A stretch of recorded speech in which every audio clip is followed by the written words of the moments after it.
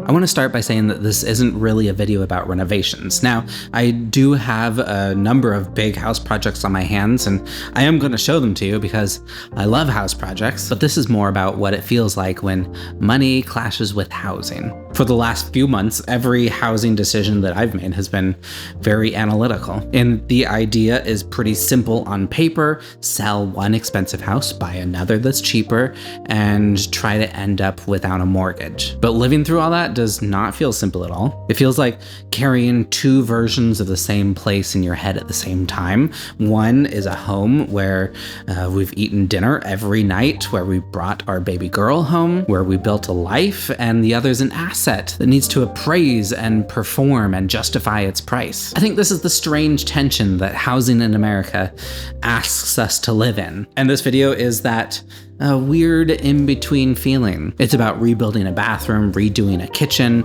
eating takeout in an empty room, and slowly realizing that the house that you've lived in is becoming this space that you're preparing for somebody else. Now, I'm not a wealthy person or anything. I just happen to live in one of the most expensive cities in the country. We live on a budget, make a decent income, don't travel too much, and we try to live intentional. Not like just don't buy avocado toast intentional. It takes a lot more work than that these days to buy a house. We bought our first house 10 years ago, lived in it for a while, sold it, reinvested the gains, and then did it again.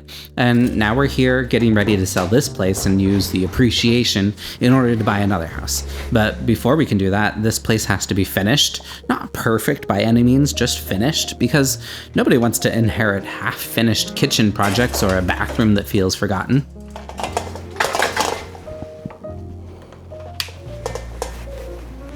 Chapter 1 starts us out 6 months ago in the basement. Plumbers are coming to help me move this sink from here to here, and we already have supply lines in place, but we do need to add a drain that ties into like a big plumbing stack that's behind this wall. So today I need to pull out the toilet and then remove all of the drywall in order to provide access for them.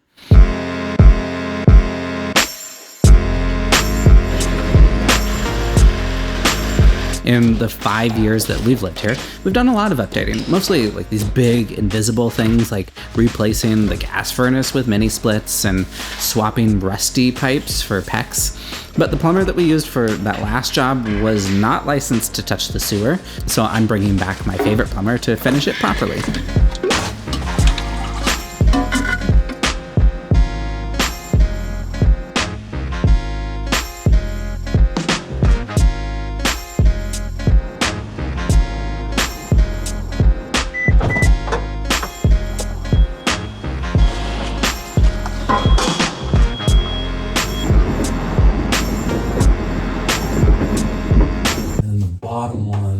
Down 3, so we don't want to be in there. So we basically have this window. My plumber came back and I want to show you what he got done because I'm impressed. They spent like, I don't know, 6 hours here. This is all brand new. This joint up here was very rusty, so now it's all been replaced, and the washer used to be draining into a utility sink, which I wanted to get rid of and put like a more attractive sink there.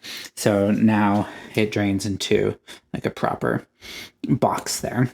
And then in the bathroom here, we have the drain pipe that was added to a vent pipe here, which according to code, you can add one fixture to a vent pipe, and that's what they did. I now need to add electrical because right here I'm going to put a mirror that lights up as well as a little outlet.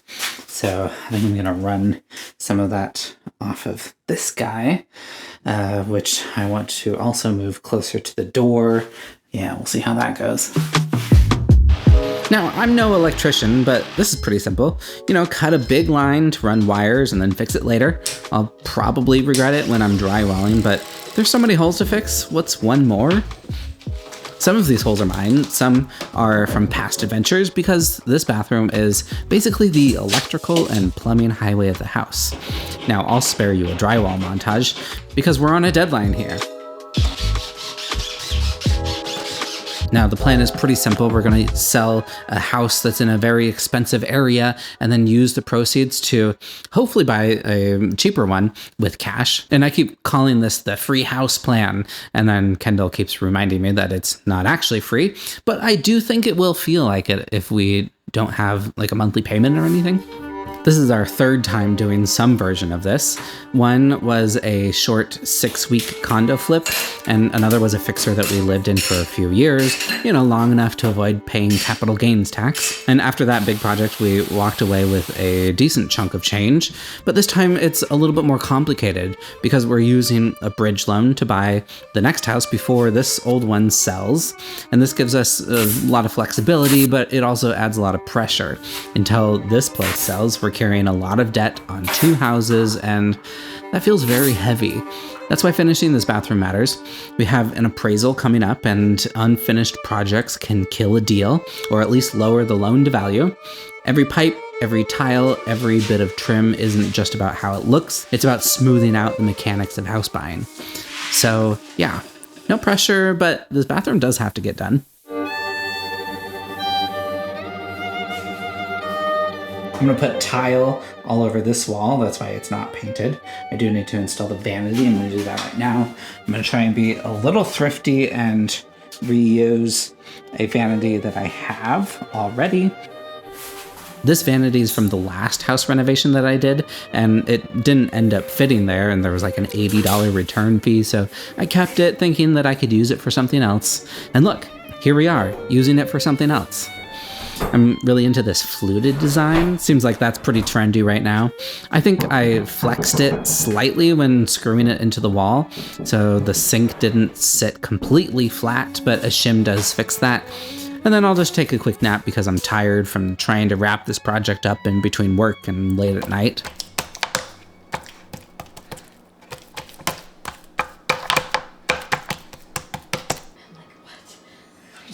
What are you watching, Celie?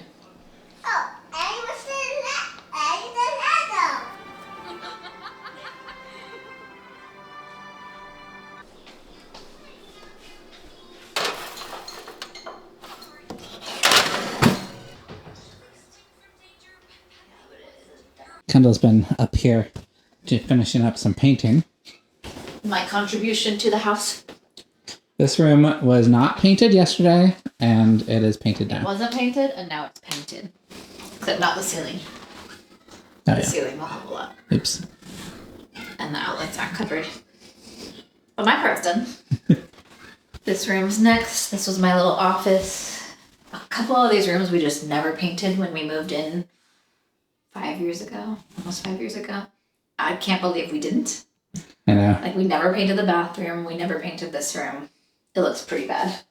Yeah, it's a little rough. This was Celie's nursery, and we were not the type of people who, did a nursery at all. So I just put her in here. There's no stencils on the wall or coordinating paint colors or themed rooms.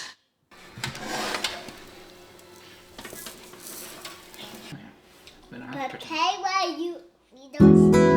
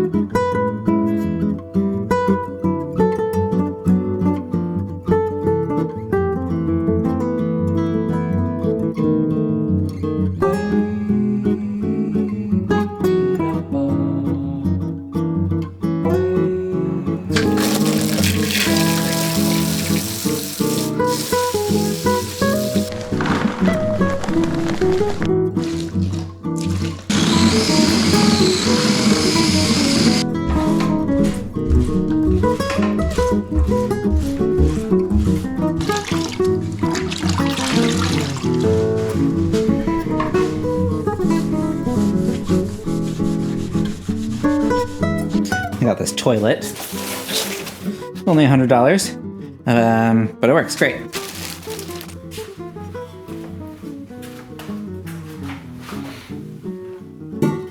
we are in the finished bathroom.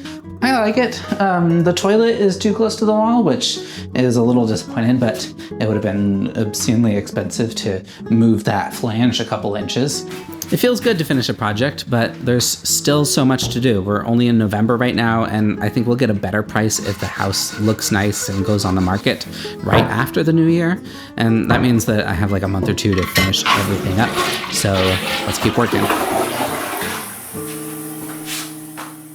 It took me 4 weeks to rebuild our bathroom, and while, don't get me wrong, I think it turned out great. 4 weeks to do some tile and install a new vanity is way too long, and I'll still be here working whenever our bridge loan becomes due. So today I'm doing something that feels a little against my DIY sensibilities, and I'm bringing in some help. Mommy, I told you sitting upstairs. When we bought this house, there were these really flimsy floating shelves in the kitchen, and they really didn't hold anything. I think I put one plate on them and they instantly fell down. So I did build a few cabinets and that worked out great, but we recently tried painting the doors that had been unfinished for, I think, 3 years now, and it looked absolutely terrible. I don't think I even have any footage of that because, you know, I instantly took it down. Really like how these cabinets turned out. I made them a number of years ago, and you can see there's like a little movable shelves here.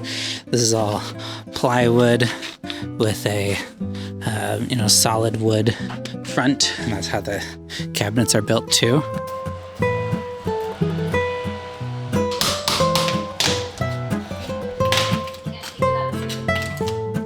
Can he demo for you? Like the tile guy? Yeah, was that part of the quote? Yeah, I forgot about that. I was responsible and got 2 quotes for the tile guy we hired. One was $750 and the other was like $5,000.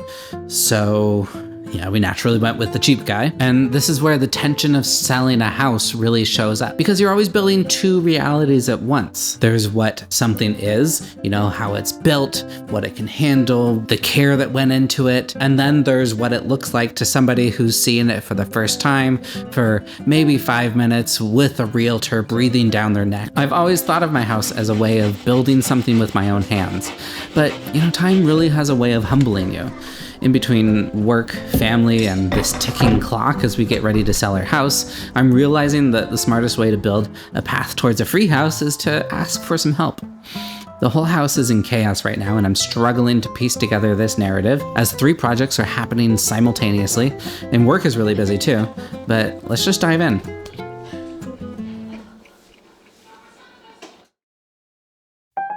I did buy some actually nice shelf brackets that attach to the studs, and I'm going back to this floating shelf idea with, like a nice tile as a backsplash. These are super sturdy and are really heavy. You have to remove the drywall and then screw them into the side of the stud.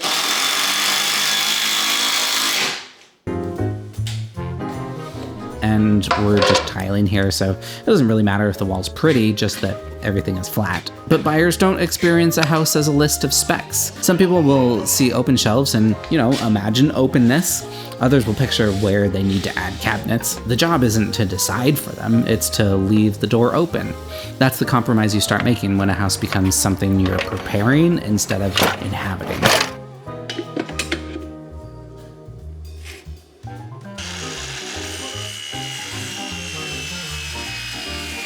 I wish we had done this years ago. I did make one mistake though.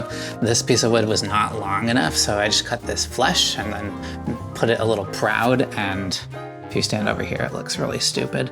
So I'm gonna go get a new piece of wood. It looks really stupid. I want it to overhang just like this one, exactly like that. So I need to get another piece of wood that's longer and tear that out. Nationality. Louis' dad sounds like.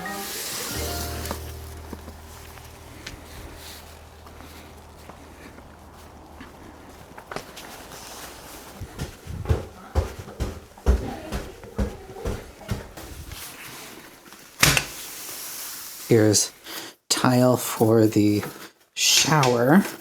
That's what our tile guy is helping with right now. It's all waterproofed. Here it is right now. We're gonna go like same in the bathroom downstairs, and like that'll look nice. And then we're trying to decide on tile for the backsplash here. We've got a couple samples here, just like a green square.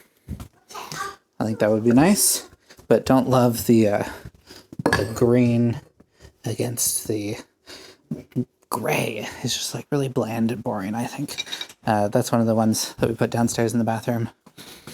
And then I have this skinny red, which I don't know, on camera I kind of like how it looks. A little warmer for this very cool kitchen.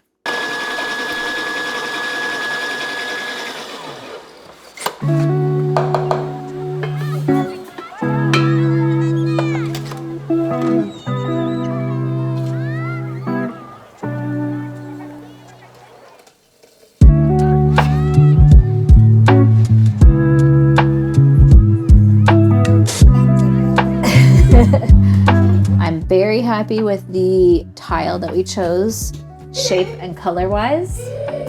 I am pretty bummed that we ran out of time to do this ourselves because we cheaped out. Well, we didn't cheap out. We hired someone to do tile, but we chose the cheap option in terms The of cheap guy. cheap guy. You can't really see on camera. Out here, it's actually okay. The shower was like just kicking myself because Alex could have done as good or better. So let's show the bathroom shower. Can you show? Okay. I think I chose kind of a poopy green color. This is just like, you don't want to rush your home renovation projects. Things happen. So again, we went with the same shape here. And I'm happy with the tile itself. It's a little like, it's glossy, which I think is good for a shower. A little Wavy, irregular. A little irregular. Some texture. My main complaint is just the overall job. Like, that corner looks terrible. The corners look terrible. It is what it is. It's an improvement from the scummy surround that we had that you like couldn't It's like get a plastic glued to the wall. plastic glued to the wall but coming off. Yeah. And couldn't get the pink scum off no matter how hard you scrubbed. How long did you go without a bath while they were working on this? For 60 years. 60 years. 60 years. That's a long Someone time. didn't have a bath for about a week because she doesn't like showers. I'll show you my next little project to do here. And I'm building these exposed shelves. You can see this is what it's going to look like. We've got a little tapered edge, a recess for the bracket, and I have to turn these two pieces of wood into this piece It's of wood. gonna look really cool, but I feel like buyers aren't gonna appreciate. Like the shelves are actually really nice. Yeah, they can hold like And they're pretty big. 500 pounds. I They're think people amazing. they're gonna say, "Oh, I don't like floating shelves. We have to redo the whole kitchen," Yeah, probably. or they like won't realize that these are not slapped on. These are you can put your Le Creuset collection. Oh yeah, definitely. Okay, here we are in my garage. Let's build some shelves. That was really cool. I'd planed them by hand, but here's my electric planer. And I'm just gonna use this at a very small setting here. Then I got this dowel jig. I'm gonna use this mostly to align these. You can just glue these together and clamp, but I want to avoid some sanding and planing of that seam where the two pieces to go together.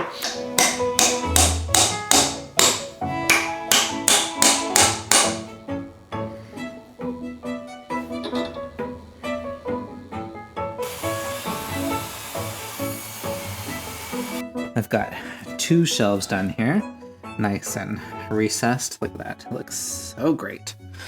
Still have to do this one and this one here. So I'm just gonna take a pencil and outline this bracket so that I know exactly where to cut it. I'm finding that the less measuring I do, the more precise I can be.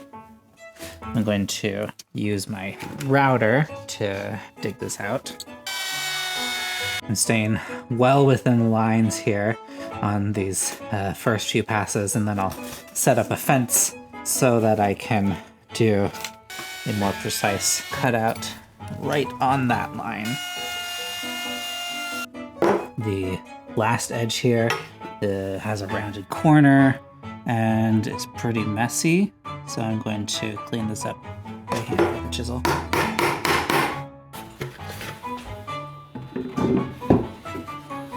Oh, perfect fit. So here it is, the finished kitchen, or at least finished enough. The tile, the shelves, brackets, wood, caulk, the lamp, which honestly might be my favorite part. I think it transforms the house. It's nice to stand here and see everything come together. The kitchen was really the bottleneck of getting the house ready. And I wish this was the moment where I could stand here and say, okay, we're good to go, all in the clear. But not yet. We're packing up a truck next week and clearing out for new floors and getting ready for staging.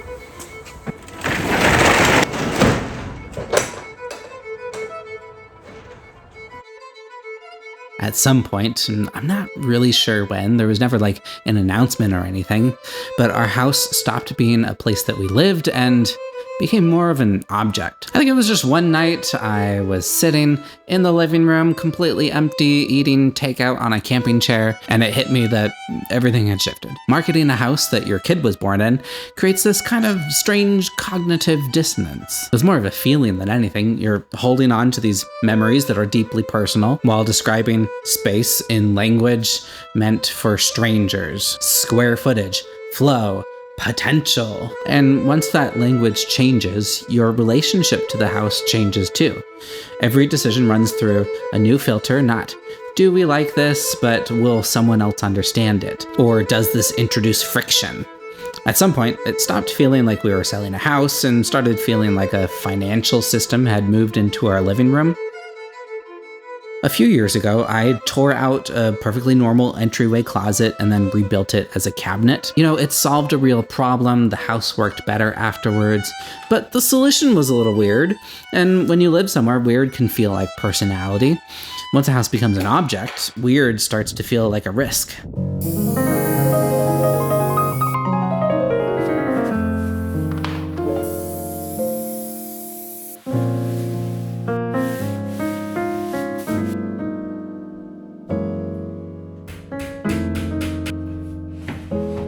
I loved having this closet, and I want to do more weird projects like this. I don't actually think it's that weird, but it was DIY, and our stager specifically asked if I did it, and I couldn't tell 100% if she was being judgmental or admiring the project. I want a place to live and to express myself. I also want our life savings to be safe, and houses are expensive enough that those two desires don't always coexist comfortably.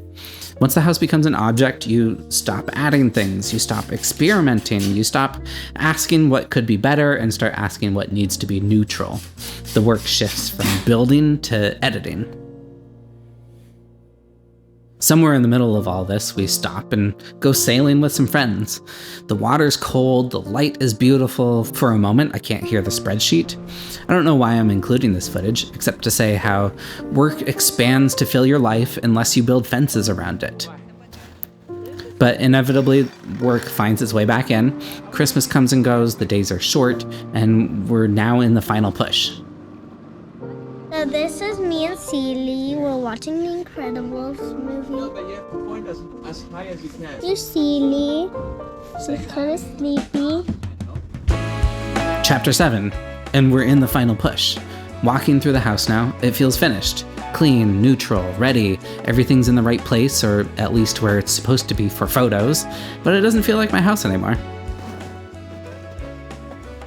Oh, wow. I don't love it. No. Maybe we can push things back a little bit.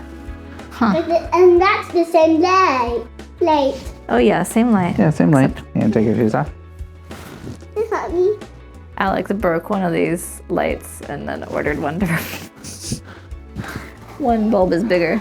This. Oh, there's glass is paint a all little over bit there. I can't tell if it's just not my house anymore, or...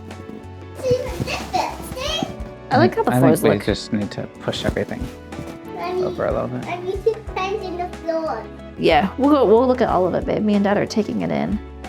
I like the floors, though. Now that there's stuff in there. Floors are nice. The new floors. I like that. Yeah, the light is nice. I think it just all needs to be pushed over. It's just like weirdly centered in the room. Is it weird? Is this weird? Yeah. It's like our house, but not really, huh? Yes. I found the toilet. Nice. Can you put it under here, Vic? Okay. That looks good. Yeah, there's just a couple. I think we're For the having... most part, it looks nice. There's just a couple. Good, babe, good. I think our initial horrified reaction was mostly because it's different. It looks really bad from the street. I wonder if you could bring your own light bulb. Oh yeah, we just need a new light bulb. This is your baby room. Oh, the laundry room looks great. We didn't really finish it. You're getting a very candid response here because I was so much truly in the moment.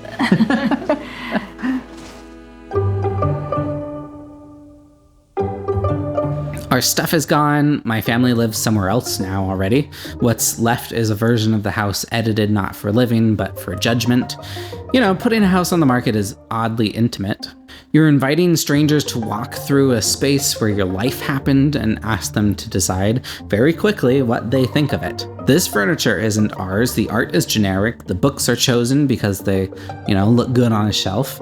This place isn't designed to hold a family anymore. It's designed to hold attention. And I did that on purpose, and we worked really hard to make it happen, but it still feels kind of weird. I guess now all that's left to do is to just let go.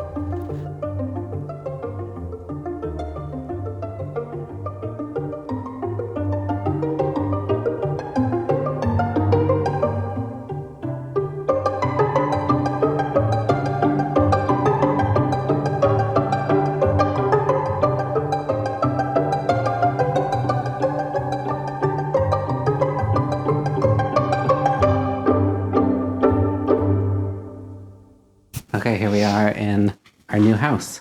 I feel like I haven't given a house tour in a very long time. I know, you haven't. Okay, I might be rusty. Living room. We haven't done much to the house yet. I did put up this light.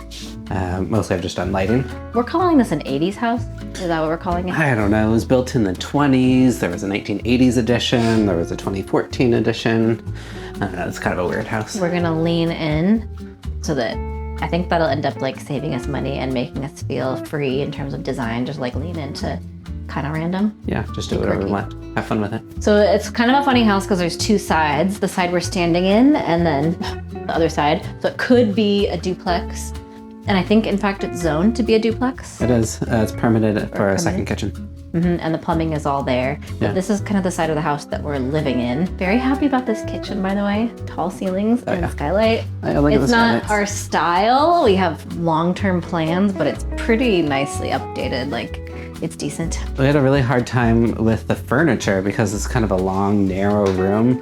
And we had a hard time fitting two couches. That was the only spot we could figure to put a TV, and Alex had to close up a hole in the wall. There was a hole in the wall like this over here. Yeah, I'll probably end up closing that one too. That lets nice light in though. I don't know.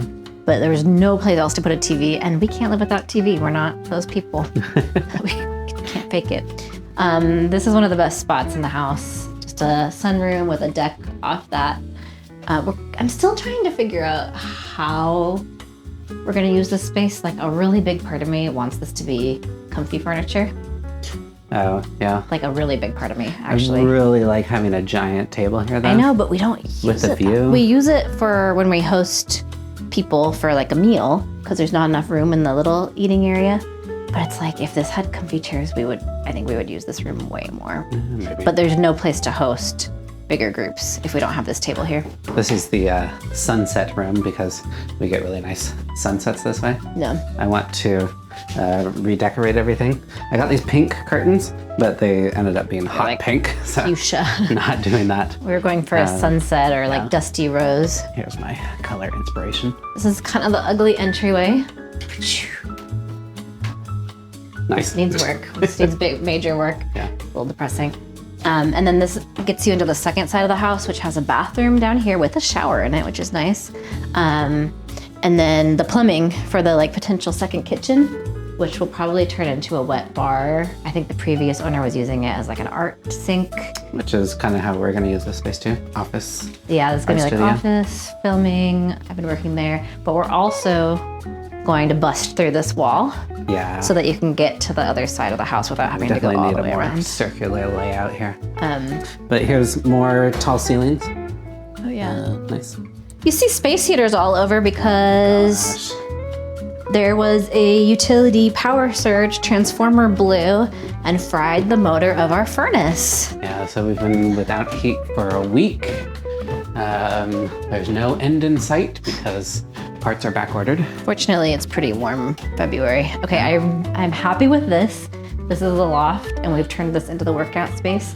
I mostly do weights, not to brag, but I can look out Showing off your weight. the window. Right now. I think we might close this off eventually, Yeah, this house only has 2 bedrooms. and that's kind of in the real estate world. Yeah, but there's totally space for a 3rd bedroom right there. If we Look at close that. this off, but it's kind of gonna be like the music practice area for now.